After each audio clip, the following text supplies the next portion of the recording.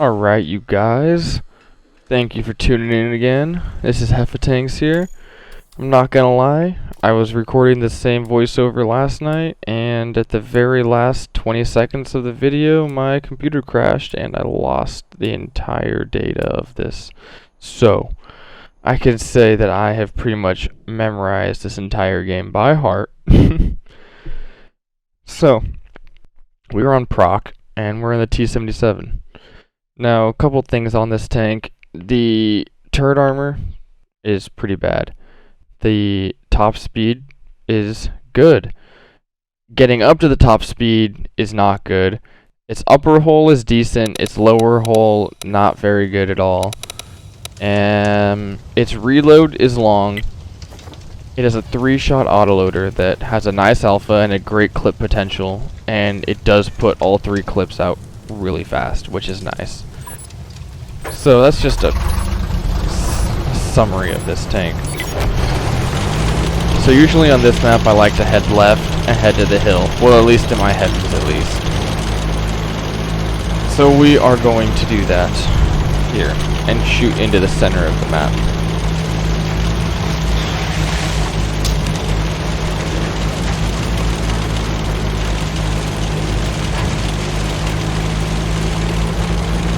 As you can see, it does have a really good top speed.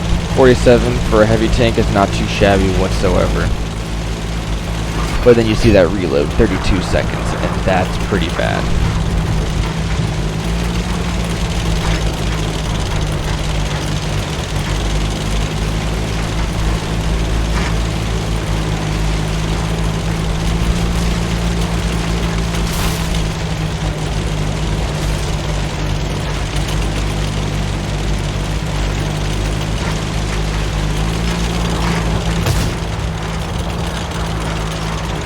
Alright, so I wanted to get up right there, and I honestly thought that I was driving a tank, but I guess I'm not, so I'm going to have to go a little bit to the left, and now I'm up. And now we got some beautiful side shots on this guy right here, so we're going to take it. Like I said, that thing shoots really fast, so I felt comfortable taking that second shot right there, and then boom, third shot into that guy. So full clip done. One of them you don't see in the damage right now because it was a blind shot. But you saw how fast that thing could drop its clip. Pretty nice.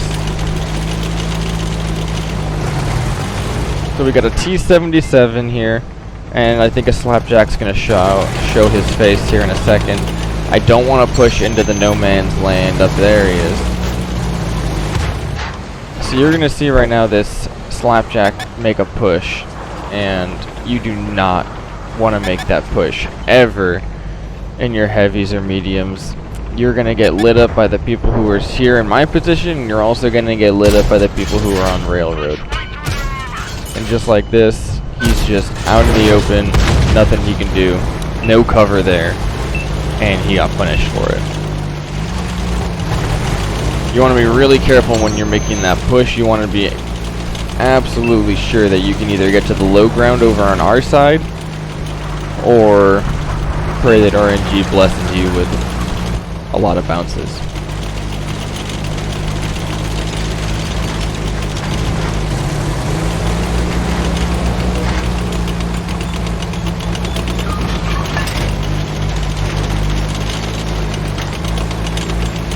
I think that T77 that was over there got scared off once he saw me clip out that Slapjack.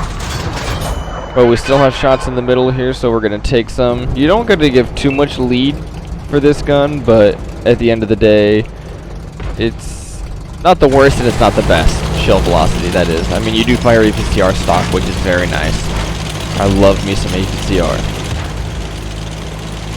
And now that we're making this push right here, we gotta be careful, because if we get spotted right here, we are now in the open where that Slapjack was.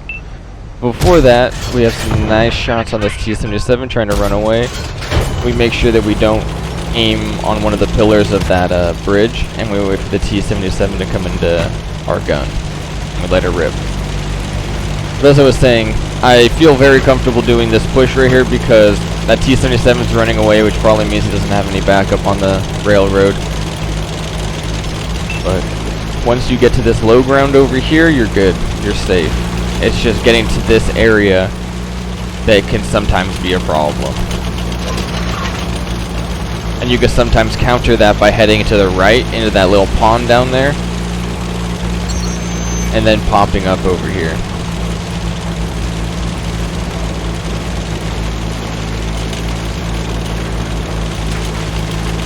Now, we don't want to keep driving right past this right here. This is a huge choke point for the enemy team. They're all going to be on the one line, and they're all going to be waiting for me to go through this bridge right here. See? Like that. You don't want to do that. The lights are spotting me out, and I'm never going to be able to spot those guys on the one line. So there's no point in me going into this choke point right here.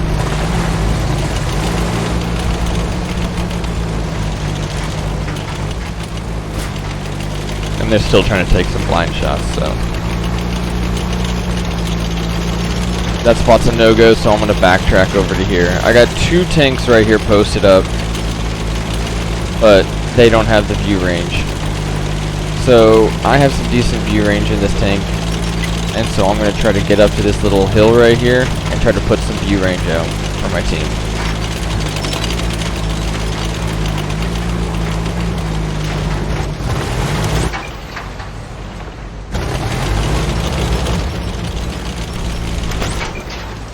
Now, if I were to get spotted right here, I'd have a lot of backing up to do before I was able to get into cover. So this is sort of a dangerous play by me.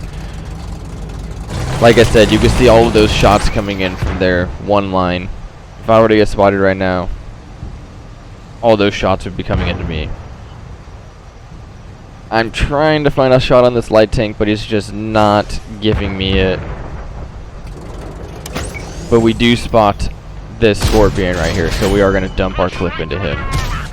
Nice, juicy, easy shot. Sadly, he gets taken out before I get to finish him. But we get spotted here. That's 1357. He has a very fast rate of fire, or inner clip reload, but he doesn't have a lot of pen. So my armor should work against him.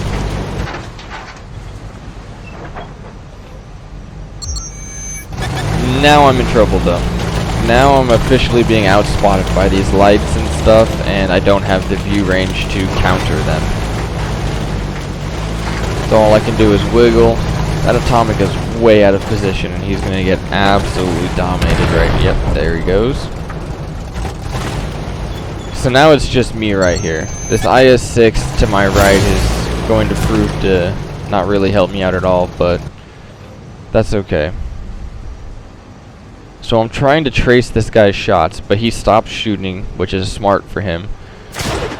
And I couldn't tell where that shot came from. That's APCR, so that's probably the Borisk. There we go. We finally spot something right here. We shoot the lower health target, and he backs up, so we're just going to dump the rest of the J Panther. Now we're on this super long reload right here. And this is where this reload just feels like it's taking ages. I don't have a lot of cover here, but I'm going to try to make it work as good as best as I can. These little wiggles right here are really messing up the team, so you don't want to just sit still in this situation and have them just pen you easily. You want to make it hard for them. Now I'm about to be reloaded here, and this is where my view range actually starts to work. So boom, I spot the T77. He's a one-shot. Take him out. Next person I spot. Panther, done. Next one I spotted, Boris, done. All one shot for each person. I was pretty hyped about that, but to no avail. These guys knew exactly I was on reload, so they went in and they took me out, which was the right move to do. I pulled back the scores by 3 tanks right there, so I was at least feeling somewhat optimistic on us pulling this game off. I just needed these teammates to put some work in. So I don't know why I wasn't watching this IS-6, but he doesn't get a single shot into either of these tanks, which is very unfortunate because we needed him to do some damage to these guys, especially when one of them was a one-shot. So we're down 3-4 now. Our Dragon here is about to go in for the enemy already ain't get him out of the game, which is nice. I started watching him a little bit late, but here he is. So he shoots right there, and he actually doesn't do any damage to the arty right there. Our arty is the one who did all the damage right there to that arty. And then the M56 finishes him off. So now we're tied again. The game is still very winnable.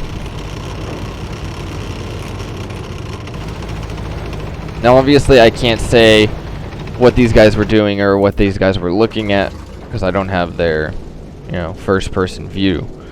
But if I was this arty, I would have stayed put right here, maybe gone a little bit more to lower ground and waited for the light and the dragon to come up to the left side and through that choke point right there. They were last seen spotted this heading in this direction on the left side of the railroad, so it would have been a pretty safe bet for the arty to just sit there and wait. He doesn't, however, but well, you'll see what happens here in a second.